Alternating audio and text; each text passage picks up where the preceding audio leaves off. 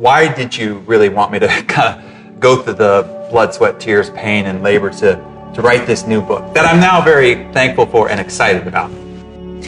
Well, first, Darren, I have to say thank you so much for asking me to be here. I mean, it's an honor. You're talking about turning the tables with some greats in the past, and it's a true pleasure to be here. Well, Darren, you are the epitome of the entrepreneur, so who better to write a book about entrepreneurship than you? So what I'd like to do is let everybody know, in your words, what is the entrepreneur roller coaster? So really what it is, it's the inevitable, but unexpected and terrifying emotional up and down that an entrepreneur goes through when they step on the roller coaster car. The reality is that, and it's unfortunate, 66% of all small businesses fail. So I wanted to figure out why. I really went on an expedition the last year and a half to figure out what causes all this failure. And what I found was startling, because a lot of the books that are out there, the reports that we hear of why businesses fail, they talk about it being outside factors. But they weren't outside factors. It wasn't capital, it wasn't competition, it wasn't technology. In fact, they were internal factors. And they weren't economical, they were more emotional. So we see in magazines and news reports and, Netflix game changers and Bloomberg shows, all these fantastic rosy pictures of entrepreneurs who have had these fantastic successes. And so we are inspired to launch into our own endeavor, and then all of a sudden we are blindsided by the emotional upheaval that we go through when we start as an entrepreneur. A really great way to understand this is, I have a friend of mine who's CEO of a very large company in Salt Lake City. Okay, he's Mormon, and he was saying when he was just a teenager getting ready to go on mission, that before he went 6,000 miles away from his home, never having been out of Salt Lake City, the elders called him in, sat him down, and told him every awful, horrible, nasty thing that somebody would say to him when he got 6,000 miles away trying to do his mission work. And he said, if they hadn't done that, if I had gotten 6,000 miles away from home and I heard that for the first time unexpectedly from strangers, he says it would have devastated me. I would probably have never recovered. But instead, when they said it, I was able to respond with, they told me you would say that. Isn't that funny that you said it just like they told me you would? And they were emotionally bulletproof. And really, that's what I want this book to do. To warn, as well as prepare, make you emotionally bulletproof, and then equip you with the essential skills. You got to know how to sell. You got to know how to recruit top talent. You got to know how to lead. And you need to know how to produce high levels of productivity and then draw the best out of other people. And so those are the essential skills that are also taught in the Entrepreneur Roller Coaster. Darren, I have another question for you. In the Entrepreneur Roller Coaster, you smack people on the head, well, figuratively, of course, with it is time to join the ride as an entrepreneur. So why is it now time to join the ride? Well, we're living in an epic opportunity that is unseen in human history, and really it's been brought about because of technology. Really what it's done is it's obliterated all the levels of control. So there used to be just a few people in the ivory towers of large corporations that had control. They had control of distribution. If you controlled the few square inches on the major retail store shelves, then you controlled the market. It was game over. Nobody else had access to the marketplace. Marketing, if you had the big budget to do the big TV, radio, print campaigns, you could basically control the conversation. Well, now, through your fingertips, you have access to a global marketplace because of technology. And you even take something like capital. It was once controlled by a few people. Now you can crowdsource, you can kickstart, and you can get started with so little money. So I started a company in 2000. And I put in a bunch of my own personal money, and I raised $3 million to start this company.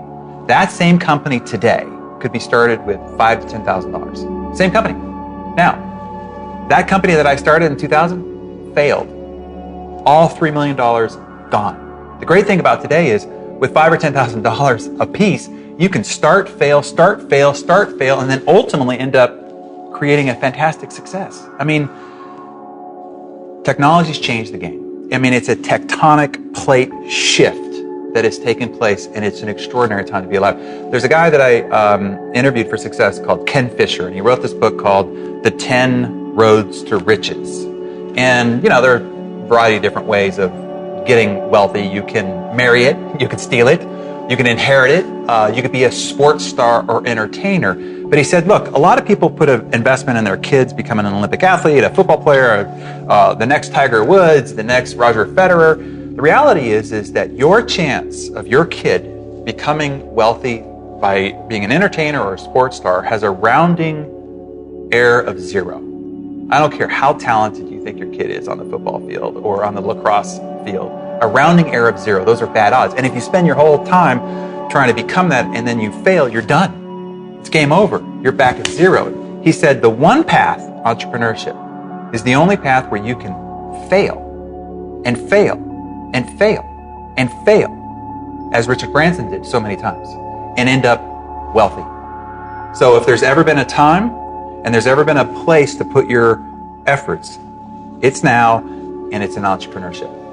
Darren, out of all the entrepreneurs that are out there, why you? Why is it you that should write the book on entrepreneurship? Well, I started out like most people start out. I started out afraid, nervous, without a clue. I had no idea what I was doing, and I flailed for quite a bit of time before I figured it out. I had no experience, I had no training, and really no guidance. And I did it mostly wrong for a very long time, which is how I figured out how to do it right. I graduated with a PhD in the School of Entrepreneurial Hard Knocks. Really, I mean, I've got the scars to prove it. So I wanted to write this book to help save people lots of unnecessary pain and to significantly accelerate their success by helping them do it right the first time. So with the role as publisher of Success Magazine, it has given me an extraordinary opportunity to meet, study, or present the stories of the greatest entrepreneurs on the planet, and having access to that kind of knowledge and then condensing it down to what's most essential, what's most important, what have been the catalysts that have caused these extraordinary successes. And so this is the best and most essential knowledge that people need to be a success as an entrepreneur, particularly in these fast-changing and incredibly dynamic times. Well, I've known you for the past 4 years, and in that time you have constantly talked about 2 different people.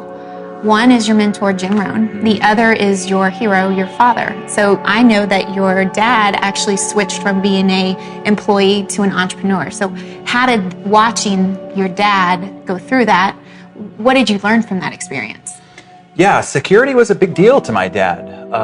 His father, who he had great reverence for, worked for the same company for 40 years. His mom was a meat cutter, same job for decades. And even when he was a university football coach, he had a boss, the head coach in one organization or the booster club in another. And so venturing out on his own was not something he was ever conditioned to do and had no reference point for it. So it wasn't until his mentor, which is former football coach, launched a real estate career and really encouraged and prodded my dad and said, you could do this. And my dad didn't believe it for a long time. It really took the very gregarious and charismatic pushing and prodding, cattle prodding, to really encourage my dad to do it. He started out part-time while he had a job at a pneumatic tool company.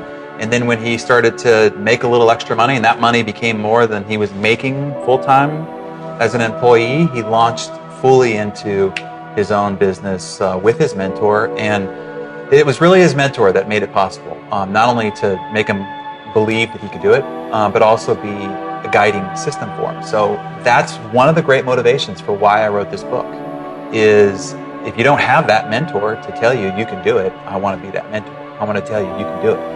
If you don't have the guidance of what to do and how to go about it, that's what this book can help you with, is to be that guiding tool to help you be a success as an entrepreneur. Well, how did the observations of your dad's journey impact you?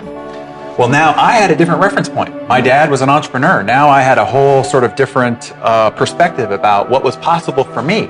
And as kids, what's the one thing we want to do? We want to be like our parents. And we want to make our parents proud. Well, my dad was an entrepreneur. He was figuring it out on his own. And so that became a very real option. I was living and seeing and witnessing that option. So I owe great debt of gratitude to my dad for having sort of paved the way.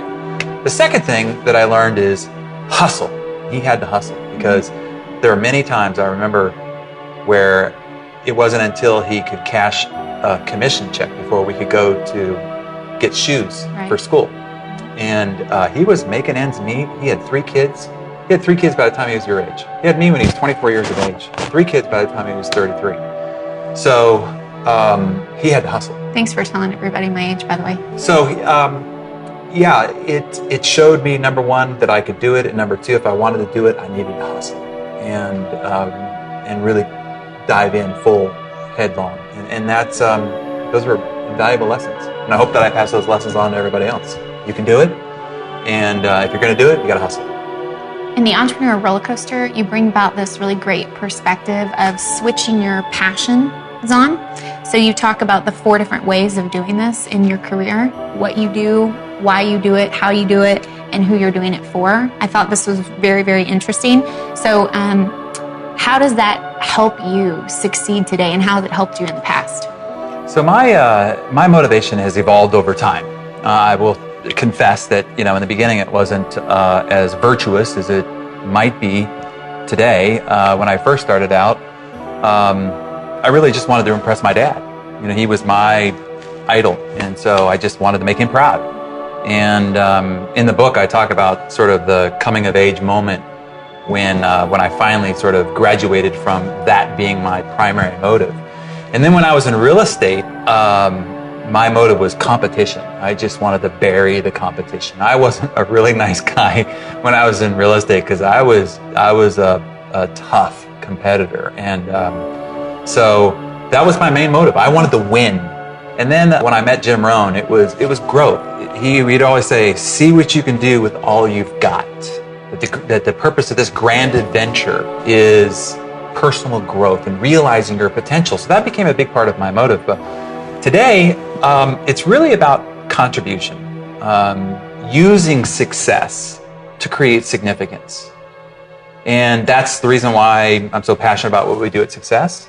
And it's the reason why I went through the hard work after your prodding to sit down and make this book possible, because the mission is we want to onboard 10 million new entrepreneurs who succeed over the next 3 years. I think about every one of those being like my dad.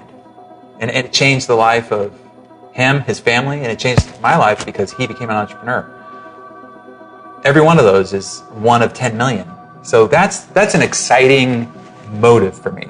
That's what drives me, gets me out of bed, and makes me want to champion this cause from the mountaintop, is to think of the number of lives and then the number of families that could ripple to across the planet. It's exciting. You have some interesting chapter titles throughout your book, and my favorite one is the 5 strategies for embracing your freaky nature. Yeah. I thought you'd like that. Yeah, of course I would. So why don't you just tell us a little bit about that and how that's helped you throughout your career? Well, if you look up in the dictionary, the definition of freak, it is a person who is obsessed or unusually enthusiastic about a specific interest. Well, that's every entrepreneur. Obsessed or overly enthusiastic about a particular interest. The reality is that if you step out of the herd, so to speak, where everybody's doing what society has taught them to do, trained them to do, educated them to do, which is to go out and be a dutiful employee. If you step out of that herd, you're joining the less than 10%. So that's freaky. It's kind of like a story that I heard and I often tell about crabs, right? Crabs have this amazing agility, which is why they can get up and through any rock formation or through coral. So they can basically escape any trap that you place them under. However, we pull them out of the ocean in tonnage every single day. And the reason is they share a quality much like us humans. And that is, if you want to capture crabs, you get a big cage and you put a little crab feed at the bottom and you lower it to the bottom of the ocean. A crab comes along, sees the feed, jumps in the trap, starts munching on it. Another crab comes by, sees there's some food, jumps in the trap. Another crab comes by, looks like crab Thanksgiving, jumps in the trap. Even after the food is gone, more crabs will come by and join the rest inside the trap. Now they're all trapped. If one gets the great idea to say, hey, there's no reason for us to be here, I'm leaving, and starts climbing up the side of the trap, the other crabs will knock them off the wall as they try to escape. Really? And if they persist, they'll actually break the arm off the crab so that it can't climb any further. If it persists even further, by the force of majority, it will actually kill the crab so that it can't escape. And then it's pulled out of the ocean and it's feeding time on the pier.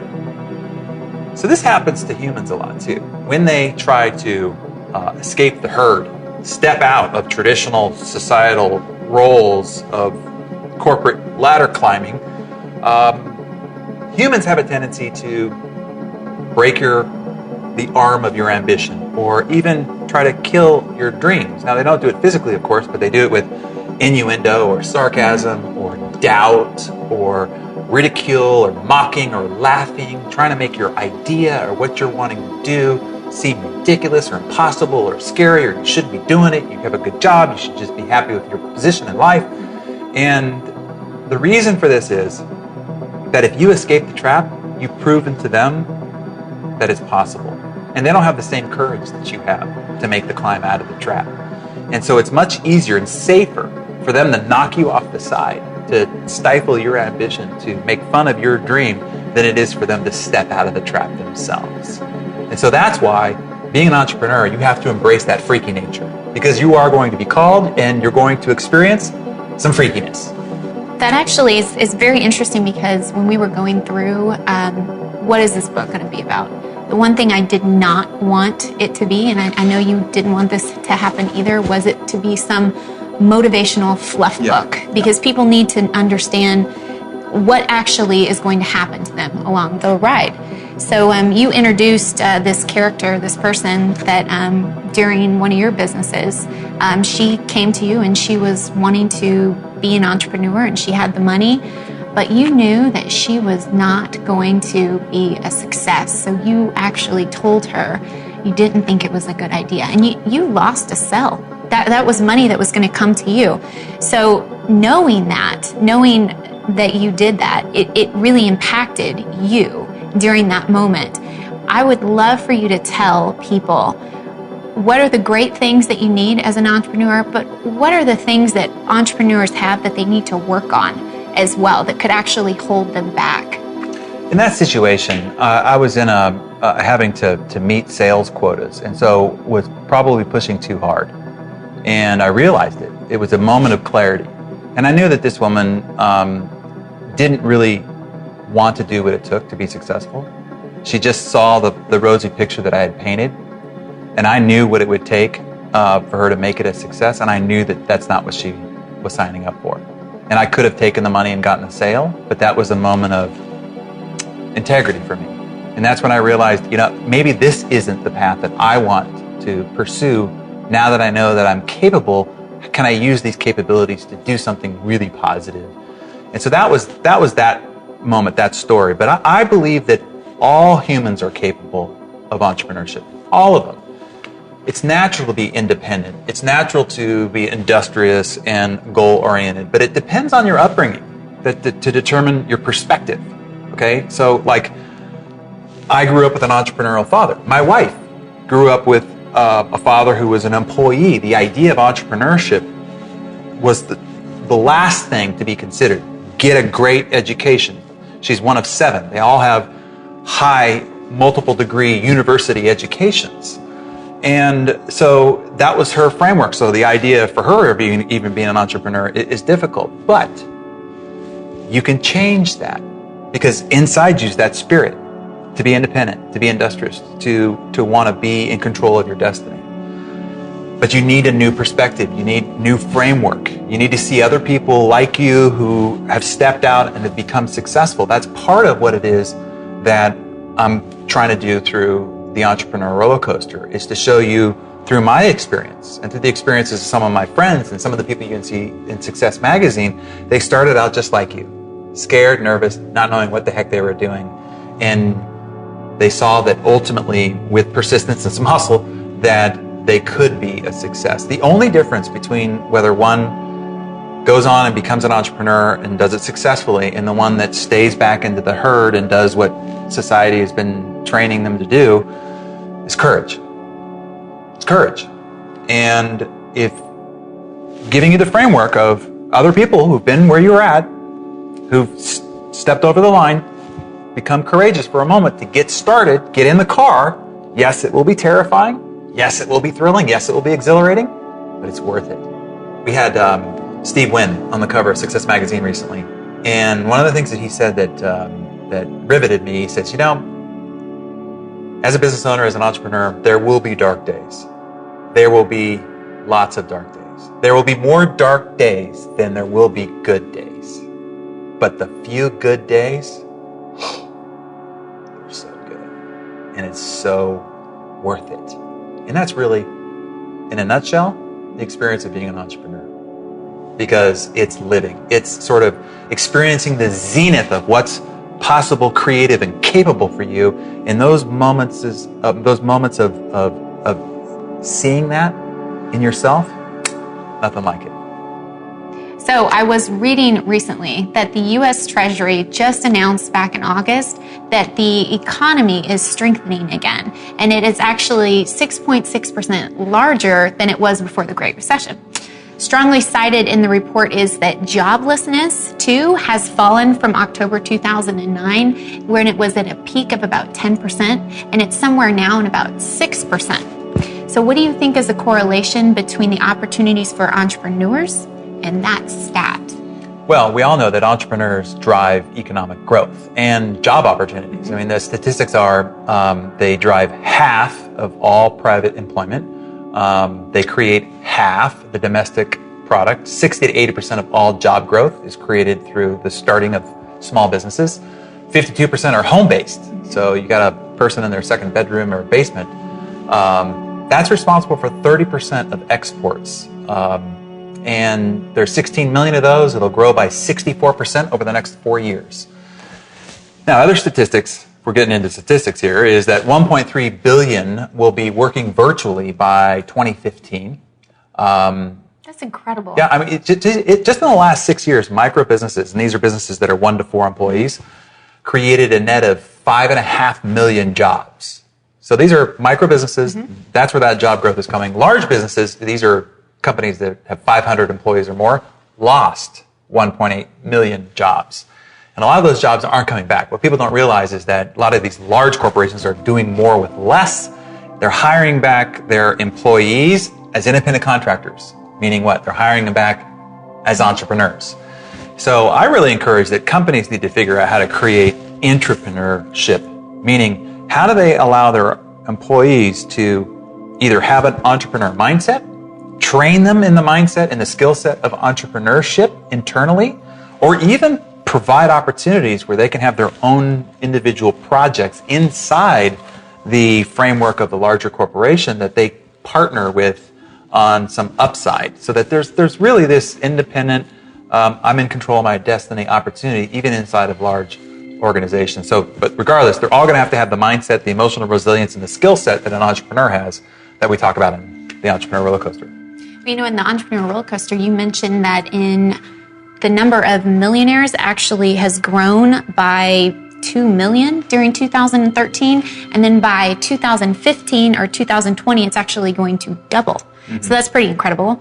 I was intrigued by your statement that almost all of them are going to be entrepreneurs. Mm-hmm. And that's a very, very different mindset than what we have right now, which is where we think that a lot of these millionaires are coming from investments that they're doing inside of the market. So why do you think that that is going to change so significantly?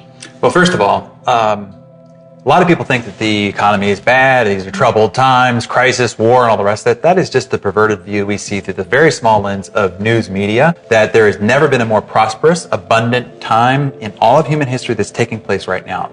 The number of millionaires are proliferating. Wealth is up by 68% all over the world. These are incredibly opportune times. So that's number one. Number two is $1 million is not much money anymore. I mean, really, it used to be a big benchmark, but it's not so much anymore. I mean, the stock market, you get a 6 or 8% return, a 12%, and you're the Wolf of Wall Street. You attribute your after-tax salary to the stock market at 6, 8, 12%. It's going to take you a really long time to become a millionaire. Whereas if you become an entrepreneur, your rate of return could be 300%, 5,000%. I mean, look at some of the companies that have been started with little to nothing that have become, we can look at some of the multi-billion-dollar companies. You don't have to.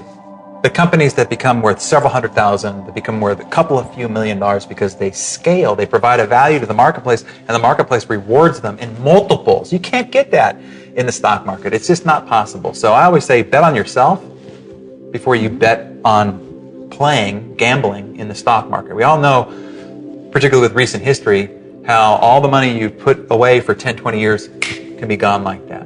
But the one thing you can always have is the skill development, the character development, the emotional resilience that you've built inside yourself to go create multiples of value in the marketplace through your entrepreneurship. So bet on yourself before you bet on the stock market. So speaking of betting on myself, I have an idea for me, to be an entrepreneur. I've had this for like 2 years. The answer is no. You cannot leave success. I knew you would say that. You cannot leave success. This is for everybody else but you. No, please continue. Yeah, so it would fill a hole in the fashion industry. So that's my idea. But my struggle is that I have this great job with success, and I have a young family, and they're supported by me. So I can't necessarily just quit my job. And I wouldn't want to. I wouldn't want to do that. It's too much risk. It's scary. But I think about, okay, so if I wanted to spend a little bit of time investing in this business, what do you think about that? What do you think about starting part-time as an entrepreneur while working full-time as an employee? Well, first of all, I think you'd be excellent because you're such a fashionista. So I encourage you. But the thing I will amplify is I'm not a believer in leaping and hoping that the net will appear. It's an American myth. You bounce, it's ugly. It's not something anybody should ever do. I don't recommend going all in at the sacrifice of a family. One of the things that I learned from Branson is he said, never let your bet on a business or an entrepreneurial endeavor, if it fails, have you living in your car. And one of his most important principles of entrepreneurship is always protect the downside. If you read his story, when he started the airline, he made a deal with Boeing that in a year, if it didn't work, they would buy the plane back from him at the price that he paid. In other words, he wanted to make a go of it, but if it didn't work out, he wouldn't have sacrificed everything he'd built up to that point and put his family in jeopardy. So always protect the downside. And when you're young, you can kind of throw it all against the wall and see what sticks. And if it doesn't work out, you can sleep on your friend's couch and eat ramen noodles. But if you got a family, yeah, it's a lot different when you have a family. Yeah, when you got a family, it's not fair to them. It's not fair to them. You have a duty to provide a life and a place of comfort and security. But at the same time, you can get started part-time. You can get started on the side. Jim Rohn taught me, he says, you can work full-time at your job and part-time at your fortune. And then when your part-time fortune becomes more than your full-time income, now you can make the transition. And there's never been a better time because today you can start something with very little money. You can test it. You can see if it scales. You can market prove it before you really have to kind of take a deep dive. So that's the reason why I also reiterate, these are the times of epic opportunity. What cost me $3 million in the year 2000 to start would cost $5,000 to $10,000. You could take $5,000 or $10,000. Start this on the side. Right. See if it works. See what it needs to be iterated and changed. See what market acceptance you get. See if you can get it distributed. And as soon as you see the traction and you start to see the cash flow, and you get a couple of other people kind of working with you on it, it's easy to step over with it already fully proven that it will work. That wasn't possible before. It's really good to hear that, because a lot of people are just like me out there. They don't want to just quit their job, but that's what everybody's telling them to do. If you want to be an entrepreneur, you've got to quit your job. No, that's wrong. Yeah. No, I don't recommend it at all. And it's too easy to get something started in very little time and very little money. Go and get it scaling and growing and building. And everybody should have a multiple source of income, right. Really. I mean, so if you have a job that you may never want to leave, like you may never want to leave success ever because you love it so much, but you could also have a whole thriving sideline business that provides an extra layer of security as well as lifestyle for your family that, you could do it in your very, very spare extra time that you've got, of course. Well, during this process of creating the book, one thing I pushed you for, and you did the same, is that you wanted to make sure that this was not just a book, but this was a movement, that there was an experience that came with it, because when you are an entrepreneur, you go through an experience. So what we created is the Entrepreneur Roller Coaster Experience, and I'd love for you to just talk a little bit about that. Yeah, this is going to be pretty special because it's the first time really that I'm actually going to be able to spend time with people one-on-one. I mean, I've done high performance summits where somebody had to pay $1,500 to $2,300, and it was limited to only 150 people. I don't do those anymore. And then